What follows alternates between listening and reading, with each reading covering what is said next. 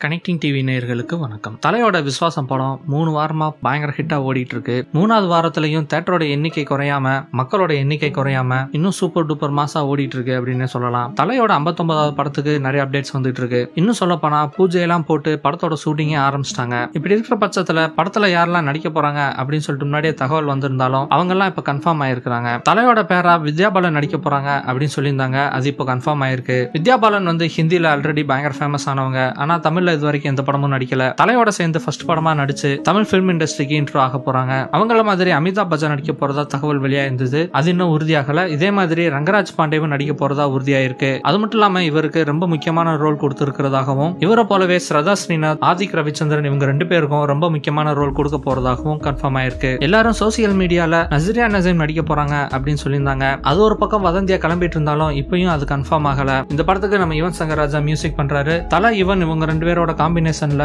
இது வரைக்கும் மியூசிக் எல்லாமே பயங்கர மாசா இருக்கும். அதே மாதிரி இந்த படத்துக்கும் சூப்பரா இருக்கும்ன்றதுல சந்தேகமே இல்ல. இதே போல 2.0 படத்தோட சினிமாட்டோகிராஃபரான நிரவ் சார் இருக்கிறாரு. அதே மாதிரி ஆர்ட் டைரக்டர் கே கதிர் இருக்கிறாரு. ஸ்டண்ட்டுக்கு திலீப் மாஸ்டர் இருக்கிறாரு. இது போக காஸ்டியூம் டிசைனரா பூர்ணிமா ரங்கசாமி இருக்கிறாங்க. படத்தோட எடிட்டரா கோகுல் சந்திரன் இருக்கிறாரு. அது மட்டும் இல்லாம எக்ஸிகியூட்டிவ் ப்ரொடியூசரா பி ஜெயராஜ் இருக்கிறாரு. இந்த படம் இன்னும் 3 மாசத்துல எடுத்து முடிச்சு மே 1ஆம் தேதி ரிலீஸ் ஆயிரும் அப்படின்னு சொல்லிட்டு இந்த படம் கமிட் ஆகும் போதே நம்ம கிட்ட தகவல் சொல்லியிருந்தாங்க. அது மட்டும் இல்லாம இந்த படம் ரிலீஸ் ஆனதுக்கு அப்புறம் மறுபடியும் இதே டெக்னீஷியன்ஸோட சேர்ந்து தலையோட 60வது படத்தை ஜூலை மாசத்துல இருந்து துவங்க போறாங்களாம். அதையும் ஹச் வினோத் தான் டைரக்ட் பண்ண போறாரு அப்படின்னு சொல்லிட்டு தகவல் வெளியாயிருக்கு. அந்த படத்தையும் நம்ம பூனி கபூர் தான் ப்ரொடியூஸ் பண்ண போறாரு. சோ அந்த தலையோட 60வது படம் ஏப்ரல் 2020 தான் ரிலீஸ் ஆகும் அப்படின்னு சொல்லியிருக்காங்க. அந்த ரிலீஸ கிராண்ட் மேனர்ல ஒரு பயங்கரமா செலிப்ரேட் பண்ணி போடணும் அப்படின்னு சொல்லிட்டு ப்ரொடக்ஷன் ஹவுஸ்ல இருந்து யோசிச்சிருக்காங்களாம். சோ ஏப்ரல் 2020 வரைக்கும் நம்ம தலை வேற எந்த ப்ரொடக்ஷன் ஹவுஸுமே கமிட் ஆகல அப்படின்னு சொல்லிட்டு அதிகாரப்பூர்வமா இதுல இருந்தே நமக்கு தெரிய வருது. இதே மாதிரி தளபதியோட 63வது படத்தை நம்ம அட்லி ஏற்கிறாரு. அது நல்லாவே தெரியும். இந்த படம்